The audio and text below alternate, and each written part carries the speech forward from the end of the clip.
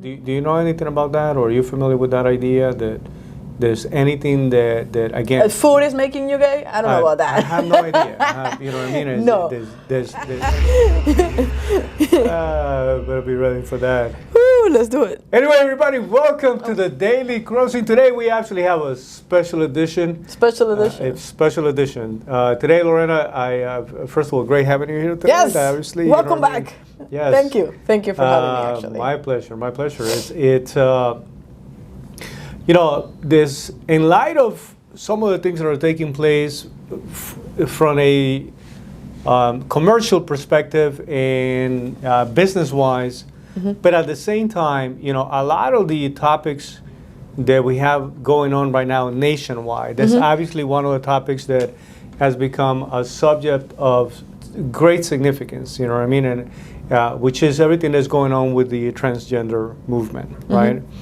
And you know, you see what happened with Target. You see even more right now what happened with Bud Light. You know what I mean? Close to a $500 million of losses, you know what I mean, for a single company. Single commercial that went south. You know what I mean? Today, guys, we want to have a conversation about this because, you know, as individuals, as people, we always promote the idea of being respectful to what somebody thinks, you know, their position, their opinion. As a matter of fact, we are always inviting people to voice their opinion so that we can get a better understanding. We don't believe that just because I don't agree with you that we shouldn't communicate or shouldn't have a conversation. As a matter of fact, shouldn't be connected or correct, friends, right? You know what I mean? So, but the fact of the matter is that I will tell you from my personal experience, you know, what I'm trying to do right now. My whole life I've always kind of sided with the underdog, you know what I mean? I can't help it. It's my nature. I see somebody struggling with something and I try to jump in there to help as much as I can. Right? And so you can put that into, you know, economic levels, you know what I mean, where there's poverty, struggles. You can also put that into strength, you know what I mean? Obviously, when you think about some of the situations that will happen in a female environment, single mother dealing with children, you know what I mean, always thinking about that process and how difficult it is. You know, men that sometimes don't get the chance to be either appreciated or they're not as successful, you know what I mean, they do struggle as men in a environment that is more and more hostile to men every day, you know what I mean, the whole misguided concept of the patriarchy. But I also will tell you, since my first introduction to what originally was just LGBT, and then it has become, you know, a lot of the things that I want to see if we can dive into. I have a few questions for you. I will say that it's during and after COVID that it feels like the whole conversation just like went crazy. It was like a little bit of an explosion of different concepts, idea, people coming out of nowhere.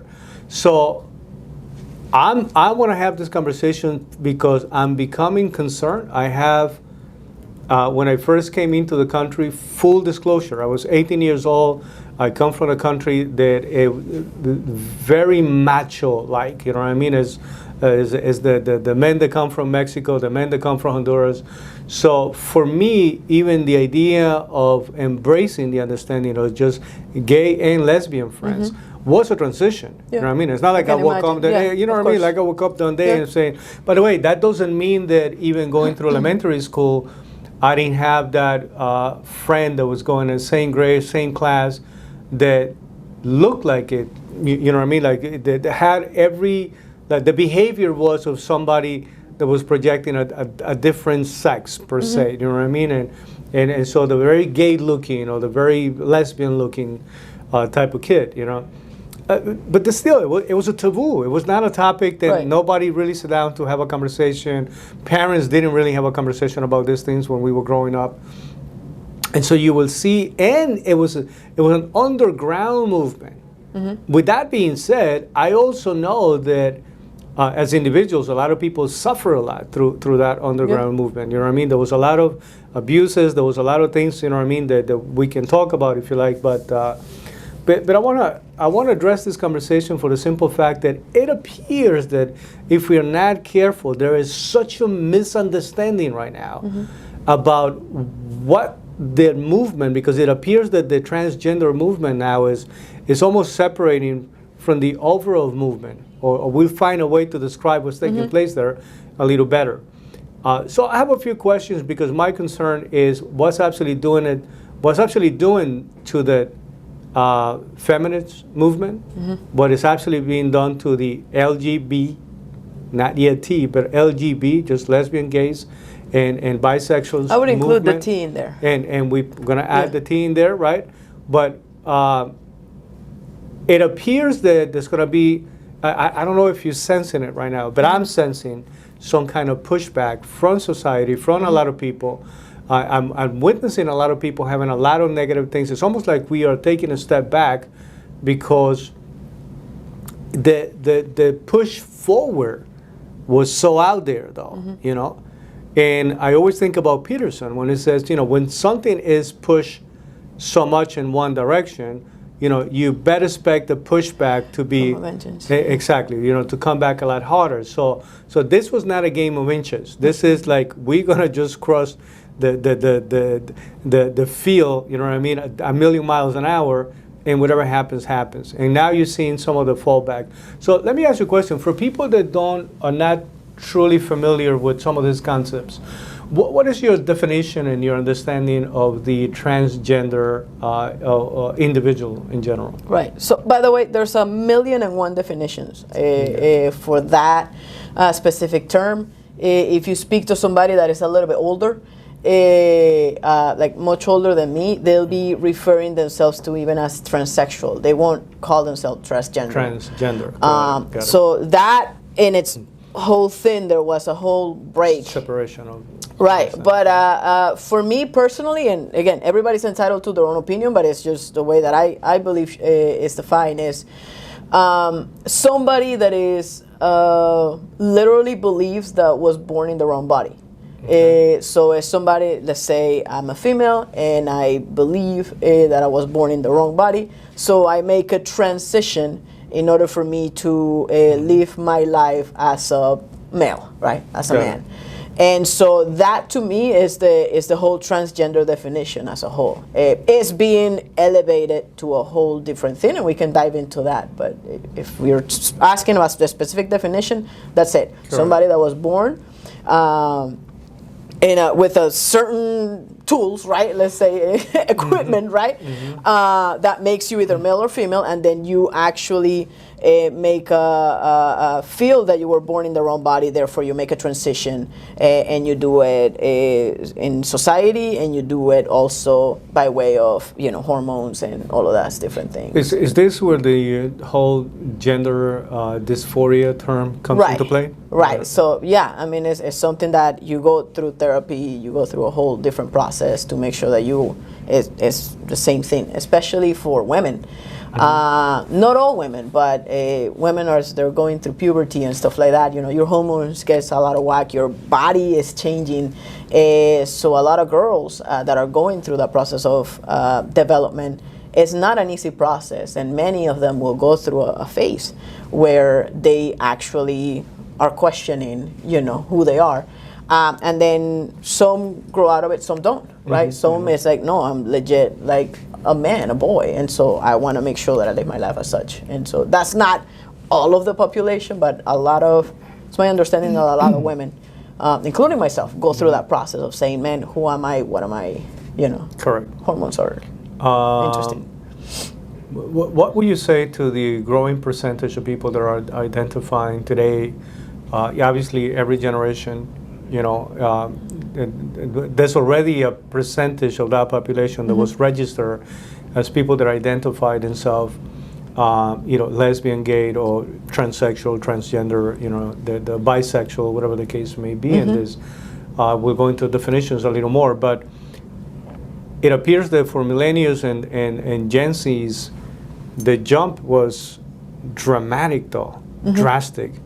Is there anything that comes to mind for you to be able to even rationalize that jump? Is there a logical explanation? I saw a satirical thing, and I gotta emphasize the whole satire thing that says more and more young people are being attracted to a group that is getting a lot of attention. And so there is that, right? Look, the claim is that there's a lot of people that are said, for example, I was in the closet for a period of time, believe it or not, right? It's like I look like this, but at some point I didn't. You know, it's very difficult, especially coming from a Catholic, Hispanic. It's not an easy way. It's not easy to navigate life as somebody that is a lesbian. And so, by the way, it wasn't part of the culture. So for the longest time, I can tell you that everybody around me knew I was a lesbian before I did. It's really funny. And so everybody accepted. By the time you decided to say, hey guys, I got it. They're like, no, we got it. We to the point where somebody had an intervention that was set up in my house. And like, I remember now years later, I realized that it's like my father was like, what the hell is happening over here? Because he didn't know what was happening. So it was that level, you know. People wanted me to feel accepted and stuff like that, and I appreciate them. But that was, I was in denial myself. And so, but the continuous growing, yes, there are, right now is very normal. And what a blessing it is for somebody like me to not have to hide your relationship, to not have to, because I've been through that. I've been through the whole, in your work environment, they treat you different, they don't give you promotions, they don't do things because you are part of the community, but we're not there anymore. What a blessing, right? And so there is a bunch of people that feel a lot safer coming out, and sooner and faster and better. But whatever is happening, in addition to that, is that the flag, the LGBT community, became this massive umbrella to protect everybody and anybody. You know. So let's go with that for a second. I mean, and one end, I mean, it appears that it became easier to have the conversation. It became easier to communicate. It became easier to voice your perspective. Right. I mean, I think that one of the things that we can all agree is that the way that things, especially these topics, were handled before, where there was no way to even talk about it. You know what I mean? It's a different reality. So let's say that one of the factors can be the openness to communication, one of them. But that it's will also increase it by 5%. Is it possible that it became cool to 100%. become part of that, and just a lot of people under that idea also started to report or questioning their own position, and that immediately, you know, kind of put them into this box a little bit, where because it's a drastic separate. I mean, it went from like 1% of the population to 21% of the population. Yes, I get it. You know what I mean? It's not a small number, though. You know what I mean? Any other factors that you can think about? You named it. I mean, it became cool. You are getting more attention. And there's a sense of community. You know, it's like, you are fine, they don't accept you, we accept you here. So there's a lot of acceptance. And we all want to be accepted. Right. It's one of the core, human needs. You know, it's I want to feel accepted. So, you know, and especially right now, you see it with the younger generations, the younger generation, right, the Gen Zs. And is having a feeling of, I belong, and I'm part of this crew and this group, and you have a lot of protection as well, you know. So it's very easy. It will be interesting to see a couple of years from now, as they're growing to be adults, if that will continue to be the same thing. And you mentioned something interesting, which is COVID. You know, when COVID was a social experiment, you know, when you trapped a bunch of people, regardless of the age, and all they have is the because some people, it was just them, right? Some people, it was just the kids and their parents, and you know, that was you even had family that were not visiting each other. You had people that were just not interacting with each other at all. So if the only thing you have is your phone and some video games, and you know, somebody sets up a trend, then everybody's doing the whole trend thing. So I mean, by the way, this is not to say that everybody falls into that, but you don't go from 1% to 21% of the population identifying as such if that wasn't, you know, that's too much of a drastic move. There is also an argument about everything and anything from what we eat to some of the medication that we are consuming today. They can potentially be having an impact on this. Do you know anything about that, or are you familiar with that idea that there's anything that again... food is making you gay? I don't know about that. I have no idea. You know what I mean? No. There's anything that can actually trigger the alteration of hormones, you know what I mean? Or it can actually create an actual internal imbalance, right? Because in many cases, like literally, that's what somebody's actually experiencing. You know what I mean? You're shifting what should be the balance one way or the other, right? And it's being manifested in a way that says, "Hey, that balance that is supposed to be according to what I look like is not." You know what I mean? So obviously, beyond just saying something or someone that I am, right? It's someone that have something that happened right internally, and so but there is that claim though, you know what I mean, and however funny that sounds, you know what I mean, whether the stuff we're eating or medication that people are taking these days, can that be also a factor? I'll subscribe to the medication part of it, and especially because so I mean soy that I'm having, we discussed it. Well, I mean that's gonna get rid of your gallbladder, but that's like a whole other thing, right? No, I mean, however stupid it is, like listen. First of all, let me tell you, I'm deeply grateful that you are actually okay at having this conversation, and you know that whenever we have a conversation like this can go either way. Right. Either people will be a lot of love or a lot of hate. Yeah, there's no in between. You know how it goes. So I appreciate it. You know what I mean? The second thing is, you know, we always assume that people already know certain things. You know what I mean?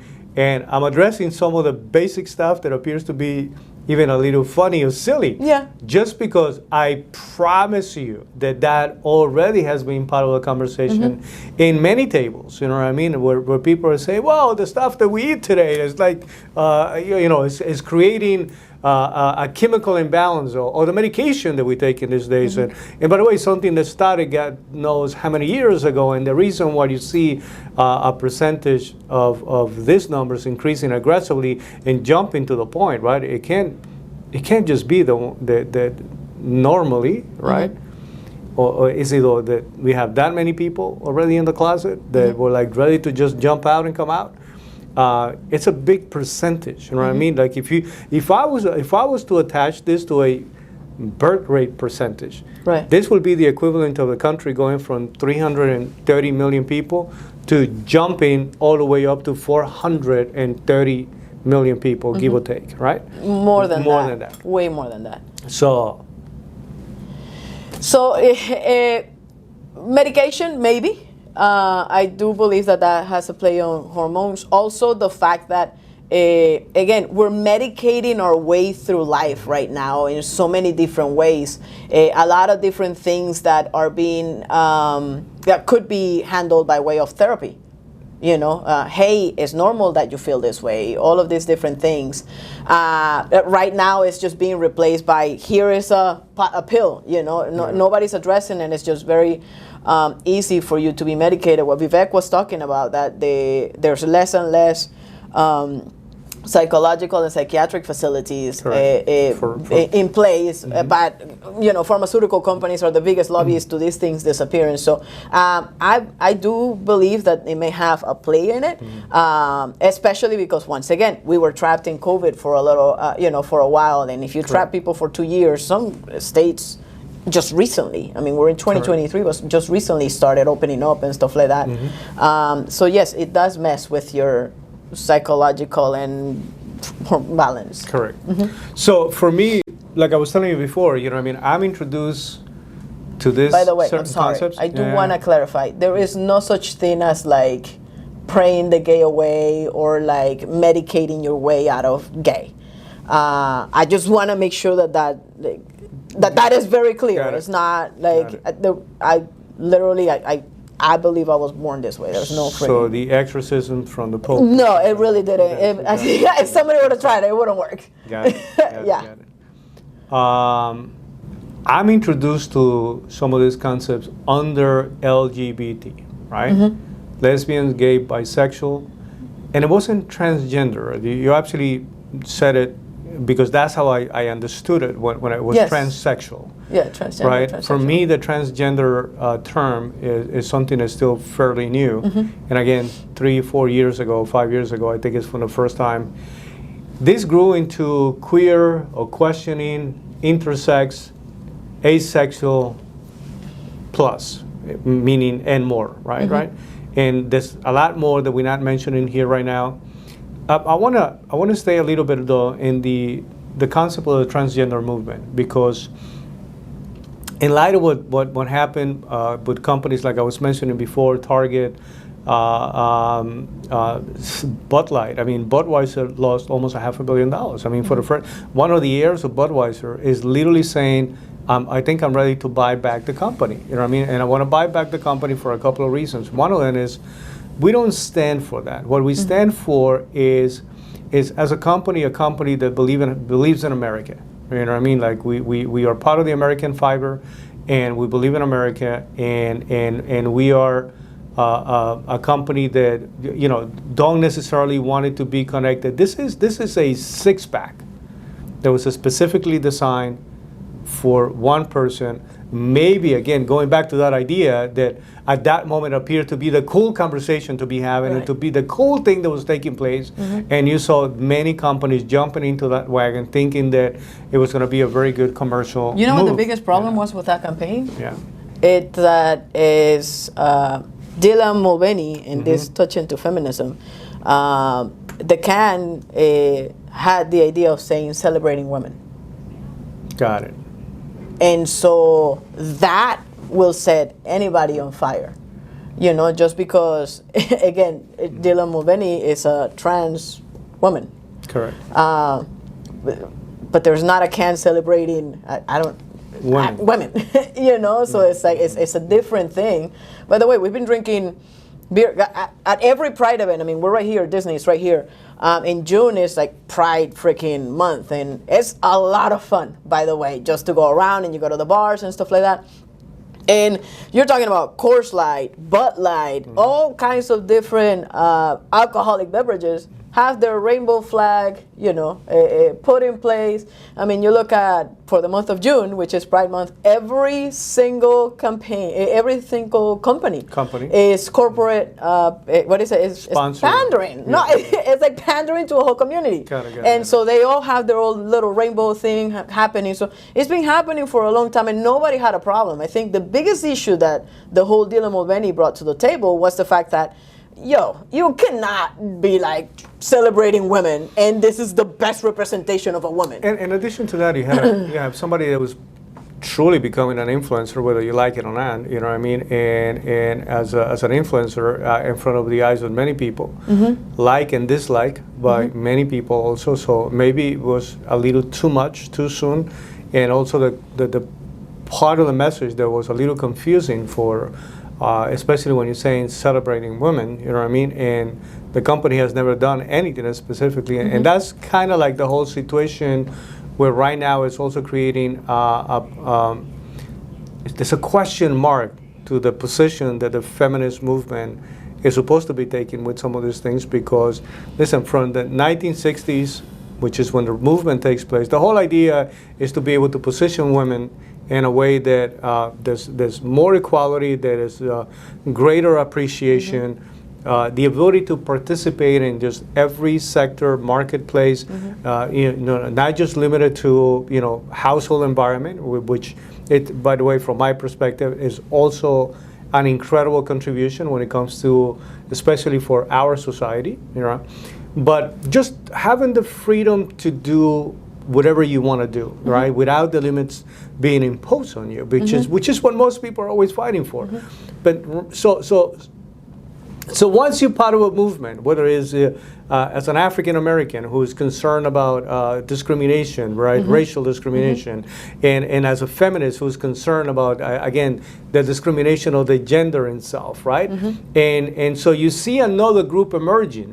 Immediately, once you see that group going through some level of discrimination, the natural tendency is to go, how do I help you? How do we support your process? You know, but they are put in a very weird position right now, because what's actually taking place is everything that deals with women at this point is being put into question precisely because, and I'm going to give you this very drastic example that just took place.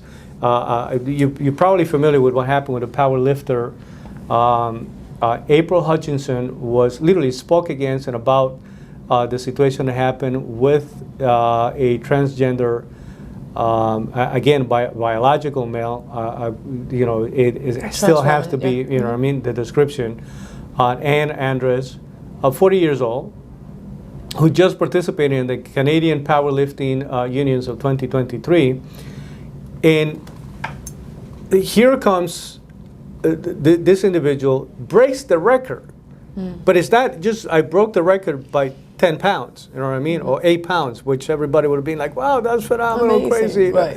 This was 200 kilograms, which is, in pounds, is a little over 400 pounds. Yeah. 400 pounds, right? And so today, what you're seeing right now is now you have a lot of sports entities and institutions. The Olympics are banning, you know what I mean, the participation of trans, as long as what they feel that it's going to be a biological disadvantage to everybody else. And so to me, here goes the pushback, right? It's going to start from that perspective. You're seeing actually states that are taking the state. We are in the state of Florida. Officially, the governor, you know what I mean, has banned the participation between, again, people that are, he's all for, you want to create another specific group, which to be quite honest with you, want to create, it makes a lot of sense. In my book, you know what I mean, I wanted to get your perspective about that because, again, you have a lot of people that are listening to the whole conversation, and they're going to be lumping everybody together, everybody together. Oh, and I think that at this point it's time to start establishing the difference between what one movement, because it feels like this is a movement that is like running away a little bit, and I don't know how much commotion is going to create out there, and how much damage though. Right. Because this can really create a lot of damage, you know what I mean, to a community that in many ways was thriving, more accepted. I'm not going to say that not facing challenges, you know what I mean? No, but of course not. Still more accepted and a better, I mean, we are in Orlando. This is a city as gay as it gets because we have Disney. It's gay friendly. Yeah, it's gay friendly. Yeah, so you know what I mean? So, but once you start to see this type of pushbacks, you know what I mean? I always go back, listen, I become concerned because I seen days where there was violence, where there was physical abuse, but there were people whose life was in danger, you know what I mean? Just because you decided that you wanted to come out and express what you, in your heart, you believe, regardless of what any opinion of anybody else. My opinion is my opinion about the whole thing as to whether or not you were born or not born. My job here right now is not to impose my belief system and my opinion on you. But I got to be very clear about my opinion, the same way that I'm also expecting you not to impose your opinion and your belief system on myself. It's just a matter of respecting who we are and then trying to understand how do we minimize the negative impact to you as an individual, to the community that you are part of, and at the same time, how do I also minimize the negative impact to me as an individual and to the community that I am part of. But when you're reading something like that and you're hearing these things, what do you think about this whole situation? So there's a couple of things.